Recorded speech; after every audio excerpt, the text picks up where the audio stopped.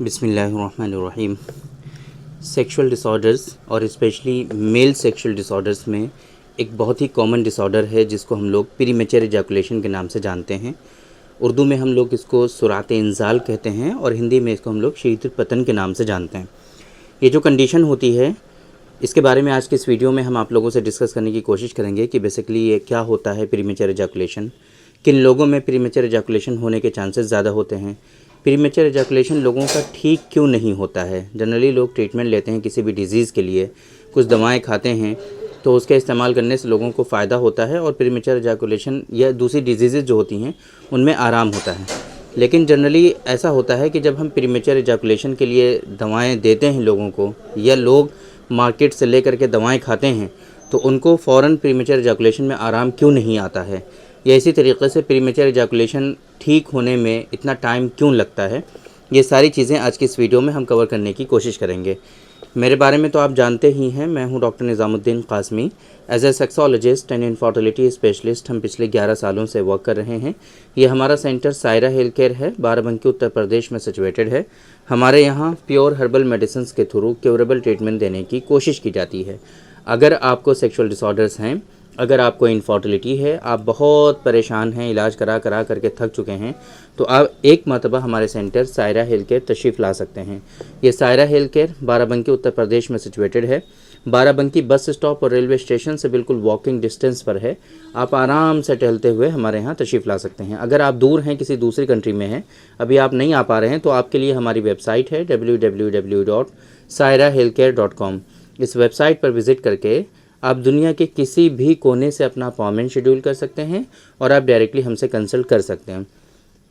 तो देखिए, premature ejaculation, जैसे कि मैंने स्टार्टिंग में आप लोगों को बताया कि प्रीमेच्योर एजैकुलेशन बहुत ही कॉमन सेक्सुअल डिसऑर्डर है और लोग इसमें ज़्यादातर मुब्तला हो ही जाया करते हैं। प्रीमेच्योर एजैकुलेशन को असल में क्या होता है कि इसको ट्रीट करने के लिए प्रॉपर वे में इसकी हमें डायग्नोसिस करनी होती है। हमें इसका जो रूट कोज़ है उसको आइडेंटिफाई करना होता है। जिस तरीके से दूसरी डिजीज़ के कुछ असबाब होते हैं, कुछ कारण होते हैं, कुछ फैक्टर्स होते हैं, या कुछ किसी दूसरी डिज़ीज़ के कॉम्प्लिकेशन में कोई दूसरी डिजीज़ डेवलप होती है, सेम इसी तरीके से प्रीमेच्योर एजैकुलेशन भी बहुत सारी डिजीज़ ऐसी हैं कि जिसके कॉम्प्लिकेशन में भी ये आपको प्रीमेच्योर एजैकुलेशन हो सकता है। और इसी तरीके से इसके पीछे बहुत सारे फैक्टर्स हो सकते हैं, बहुत सारे असबाब हो सकते हैं कि जिसके नतीजे में आपको प्रीमेच्योर एजैकुलेशन हो सकता है। तो मेनली लोग जो गलती करते हैं प्रीमेच्योर एजैकुलेशन के ट्रीटमेंट में, वो ये करते हैं कि इसका जो रूट कोज़ होता है उसको आइडेंटिफाई नहीं कर पाते हैं। इसके पीछे के क्या फैक्टर्स हैं, क्या असबाब हैं, या क्या डिज़ीज़ है जिसके कॉम्प्लिकेशन में आपको प्रीमेच्योर एजैकुलेशन हो रहा है, उसको प्रॉपर वे में डायग्नोज नहीं कर पाते हैं, उन कोजेज़ को आइडेंटिफाई नहीं कर पाते हैं, जिसके नतीजे में आपका प्रीमेच्योर एजैकुलेशन जो है वो ठीक नहीं हो पाता है। प्रीमेच्योर एजैकुलेशन को जनरली ठीक होने में, जनरली जो हम देखते हैं अपने पेशेंट में प्रीमेच्योर एजैकुलेशन होने का जो सबसे बड़ा कारण हमें दिखता है वो होता है पेल्विक मसल्स का वीक होना, पेनाइल मसल्स का वीक होना, आपके अंदर क़ुव्वत हाबिसा जो रिटेंटिव पावर होती है उसका बहुत ज़्यादा वीक हो जाना। इसकी वजह से जनरली हमें लोगों के अंदर प्रीमेच्योर एजैकुलेशन देखने को मिलता है। सेम इसी तरीके से एक कंडीशन और बहुत ज़्यादा कॉमनली हमें देखने को मिलती है, दैट इज़ हाइपर सेंसिटिविटी, है ना, ज़कावत हिस्स का बढ़ा हुआ होना। ये जो कंडीशन है इसकी वजह से भी लोगों को इसके कॉम्प्लिकेशन में प्रीमेच्योर एजैकुलेशन होता है।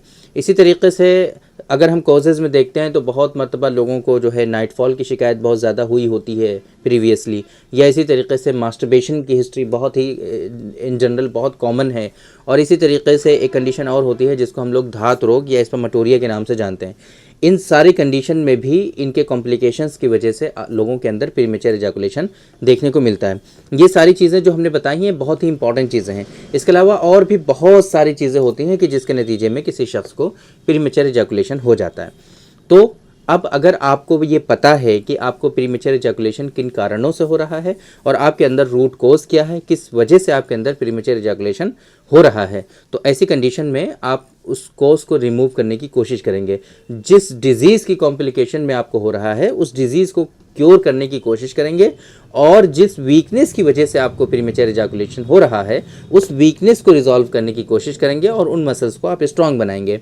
ये जो है प्रॉपर लाइन ऑफ ट्रीटमेंट कहलाता है। यूनानी सिस्टम ऑफ मेडिसिन के अकॉर्डिंग इसको हम लोग उसूल इलाज कहते हैं, है ना।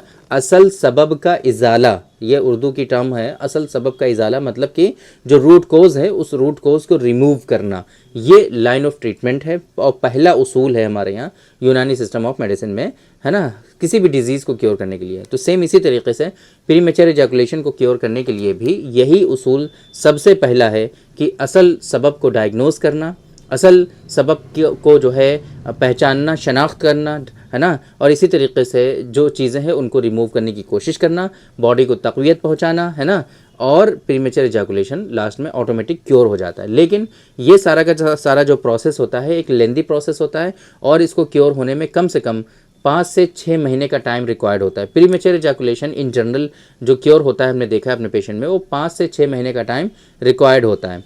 तो इतना टाइम मान के चलिए प्रॉपर वे में आपको लेना चाहिए ट्रीटमेंट। और इसी तरीके से जो प्रॉपर मेडिसिन्स हैं इनकी क्योर करने के लिए प्रीमेच्योर इजैकुलेशन को, वो मेडिसिन्स आपको लेनी चाहिए ताकि आपका प्रीमेच्योर इजैकुलेशन जो है वो जड़ से ठीक हो सके और इन बीमारियों में आप जो मुब्तला हैं उनसे अपने आप को बचा सकें, महफूज रख सकें और आगे आपको मेडिसिन छोड़ने के बाद फिर से प्रीमेच्योर इजैकुलेशन ना हो, है ना। क्योंकि बहुत मरतबा ऐसा होता है कि आपको बहुत सारी दवाइयाँ ऐसी दे दी जाती हैं या ऐसी आप मेडिसिन ले करके खाने लगते हैं कि जिससे वक्ती तौर पर तो आपको आराम लगता है ना।